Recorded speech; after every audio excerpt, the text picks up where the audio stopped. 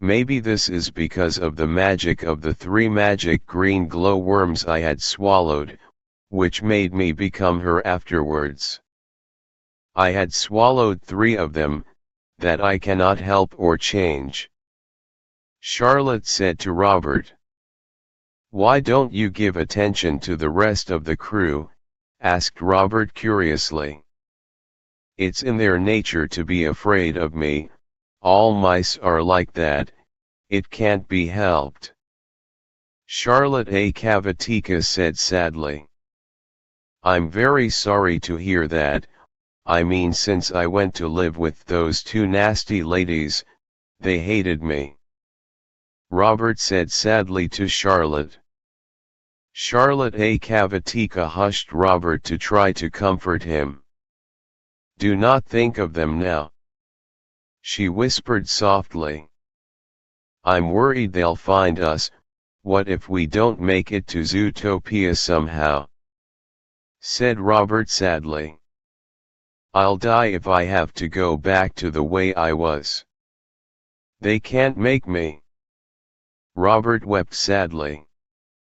Nobody can make you do anything, Robert. If you do not let them, now let's go to sleep. Charlotte said kindly. Good night, whispered Charlotte as she and Robert went to bed and sank into a deep, heavy sleep. That night, Robert had a terrible nightmare. He dreamed he was a brown mouse eating a green apple. Suddenly the noise of a car could be heard on a bridge overhead. Inside the car were the 2 nasty ladies, Miss Settlers Bentle and Miss Gulch Forcible. Look, cried Miss Settlers Bentle to the fat Miss Gulch Forcible. That little rodent is stuffing his face with our green apple, kill him, Miss Gulch, shouted Miss Settlers Bentle. Robert screamed in terror and took off scampering away. You can't scamper away from us, Miss Gulch Forcible shouted at Robert, as she sprayed rat poison at him. Although, it wasn't even rat poison at all, it was the mountain lion who ate up Robert's parents, and it came charging after Robert, within dark storm clouds with red lightning flashing. Finally, it caught up to Robert, showed its angry wild face and flashed red lightning from its eyes at Robert. Then, the dream ended suddenly and faded away. Robert woke up with a terrorized gasp and soon noticed, it was getting colder and colder with every breath, and tiny snowflakes were on his face now. Mrs. Brisby shivered, shaking from the cold weather, with only her magic stone to warm her. Robert brushed the flake away and went up onto the surface of the giant green apple to see where they were at.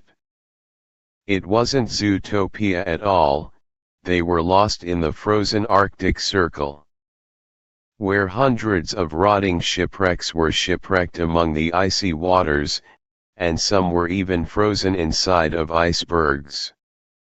The seagulls were frozen by the frost, but they still struggled to keep the giant green apple floating in the air.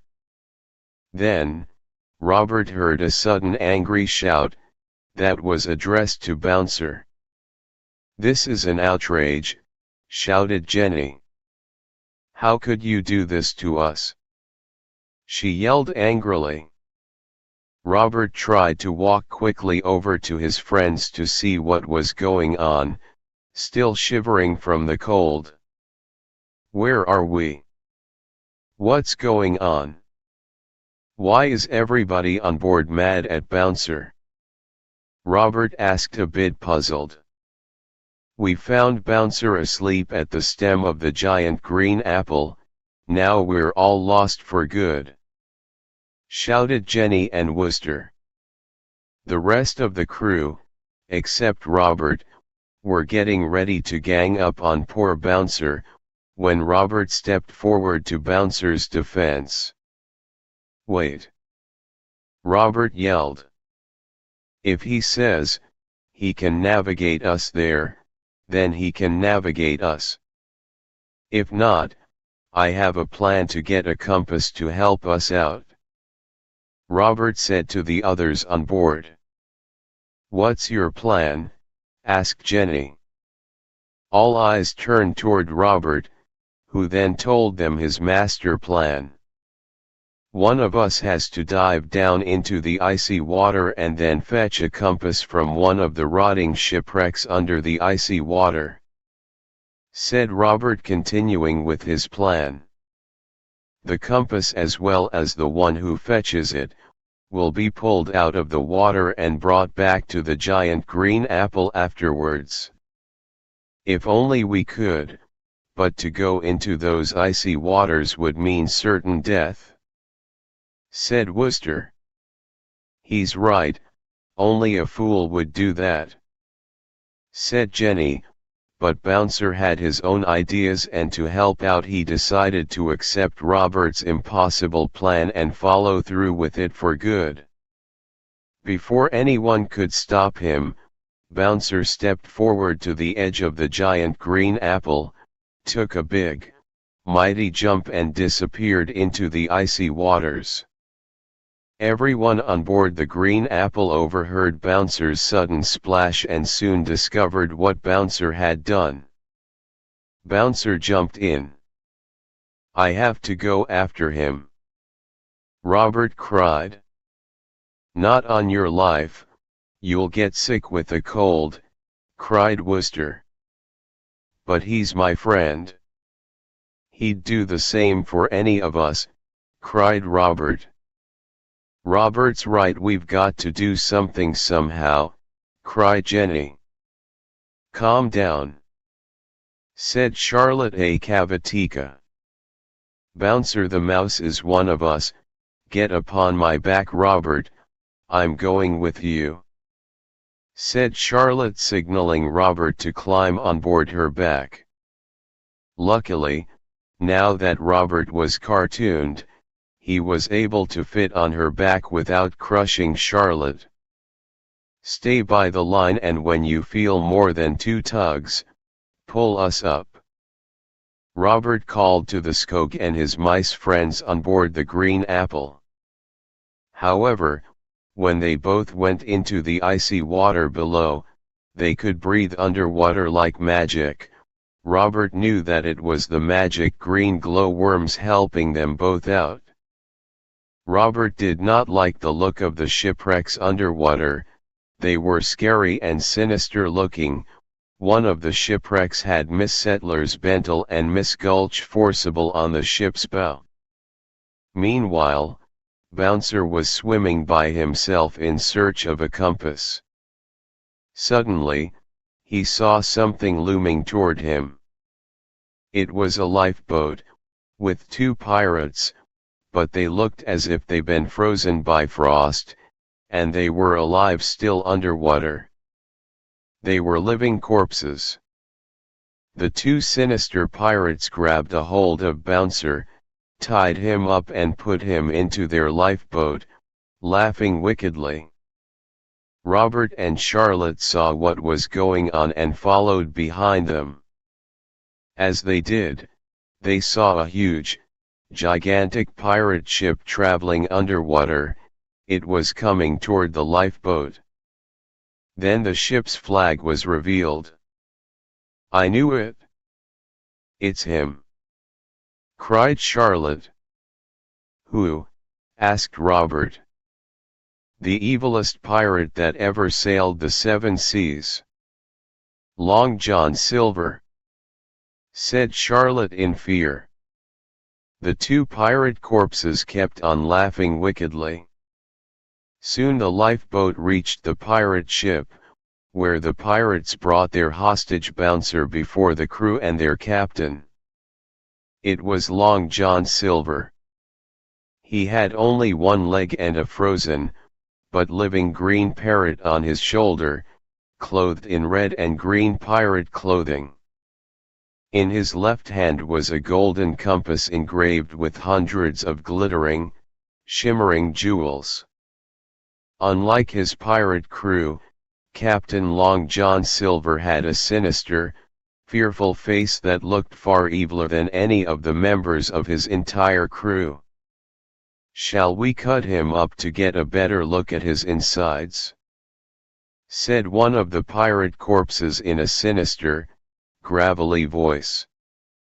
"Hold on there just a moment," said Long John Silver, in a sinful, evil voice. "I want a better look at his outsides first." Long John Silver. "It can't be," gasped Robert in fear. "I'm Long John, very long, black and cutthroat Silver, to be exact. I'm evil than thee. I'm the main pirate captain of the 7 seas. I was dead along with my crew, but we're back and living again." Long John Silver laughed wickedly afterwards, and so did the crew. "What are you going to do to me?" shouted Bouncer angrily. "Have great fear of my presence," shouted the sinful Long John Silver. "I think we'll do something terrible. Finish him. Whatever's left of him is yours." Long John Silver hissed to his frozen crew. Soon they walked toward Bouncer, getting ready to cut him up, with their swords. Before any of them could strike a lethal blow upon Bouncer, Robert and Charlotte charged forward to Bouncer's rescue. "John Silver!" shouted Robert. "Touch one hair on Bouncer's head, and you'll be first to step forward against me," he said as he and Charlotte climbed on board the scary pirate ship, to rescue Bouncer. "Hey, sailors! Looking for some kicks," said Charlotte, as she kicked some of the frozen pirate crew members with her huge spider legs. Thinking quickly, Robert snatched the compass out of Long John Silver's bony hands. "Bring back that compass!" shouted Long John Silver with all his rage. While Charlotte was freeing Bouncer from his ropes, Robert ran back to Charlotte with the golden compass in his hands, but Long John Silver and his corpse pirate crew were following close behind. "Get them! They're getting away!" shouted the enraged Long John Silver. Soon they all chased after Robert, Charlotte, and Bouncer, but it was too late for Long John Silver to catch them. Robert had already stolen the golden compass and tugged on the spider string 3 times. Robert's plan and their escape had worked, but suddenly Long John Silver grabbed hold of Bouncer and pulled him down back to his pirate ship. "No!"